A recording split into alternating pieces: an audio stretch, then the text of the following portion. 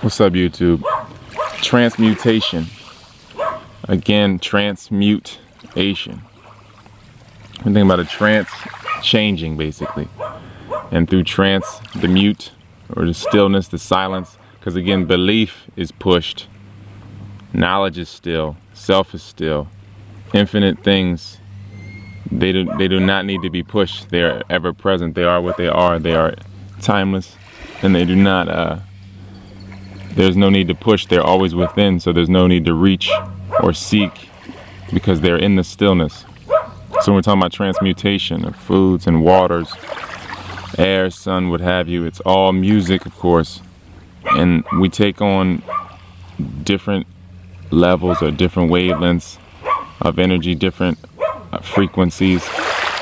And instead of consciously converting them with our breath, breathing from our diaphragm, totally exhaling, totally inhaling, totally experiencing each breath, we go to sleep and we basically just leave the body on autopilot and rely on self or God to handle everything for us.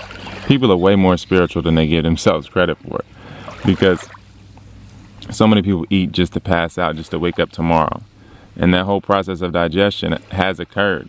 You just let all that energy get processed however, just however it went down. You didn't consciously do it. You didn't, because you can control your digestion through the breath and through your activity, of course. And the breath itself is an activity. So when we're talking about staying close to zero, or being at the zero, or being at the self, then that's basically like the tether. You're way back home, back to zero. You're not your ground, but you could say your ground. It's all knowing. So when you go through any experience, if you have zero close to you, if you're close to the zero, if you're not far from the zero, from the self, then you can go through each experience as if you're taking it, because it's already happening. You already know the experience is a reaction to a creation that you manifested in the trance state. So you created something in the dream state, and then it manifests into the light or life. So this is all a reaction. So if it's happening now in this so-called real time, then it came from the dreamscape.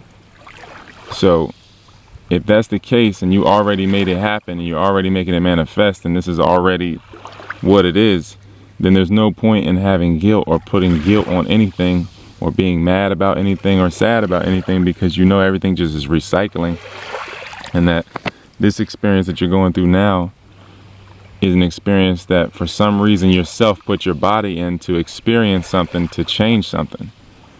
And until you change something, you will continually go through that experience until it's a painful experience, and then you are forced to change it. And in which case you don't, your whole being will be recycled, and you go back to zero in that form. Because again, you will go back to zero one way or another, whether you're exhausted or if it's peaceably. We're all going back to zero throughout our lives. It's about how far you get from zero. How far are you getting from God or self? And if you remain close to that tether, or if you are embodying that tether totally, then this isn't something you have to worry about. Zero isn't a thing or a state. There is no one, there is no two. It's just zero at all times, because you understand that there's no greater than and less than in life, because you're going to always be in your body regardless. So it's about being able to observe and experience everything in a peaceful state, because we get exhausted because we are envious of ourselves, basically. We're envious of the baby that we were, that had everything taken care of. So we run from childhood, because we're afraid of the vulnerability that came with childhood. A lot of it came from the traumas from vaccines, hospital birth, circumcision, school, religion. All these things created traumas that made us want to run from childhood.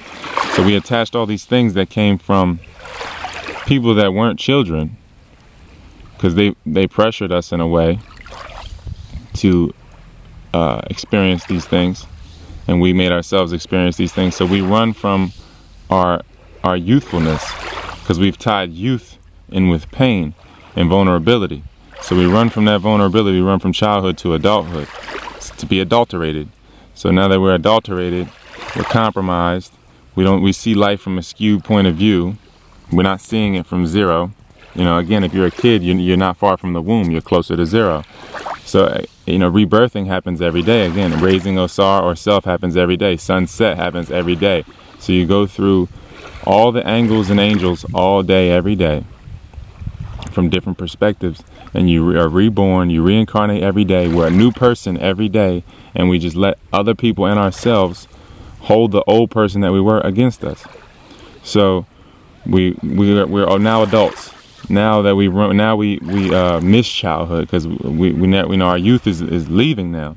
So now we're envious of who we were as a child. So now we want to have children. We push all the inner children out of us, those voices out of us, externalize that, and then from there we are feeding into a system, because our inner children are now externalized. We're now feeding into a system that eats its own babies, because we're selling this whole idea of childhood up the river. We have this whole concept of being older or younger, or, you know, it's really just smaller and taller. You know, you never grow older.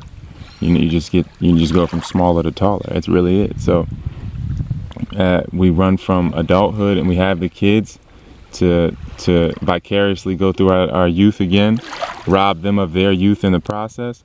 Then we go from that to wanting to be retired. Because again, dreamers are worried about the rest of their life. They're worried about the resting of their life. They're not living.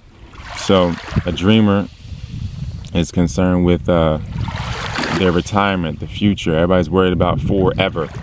This is ever. So how can you be forever?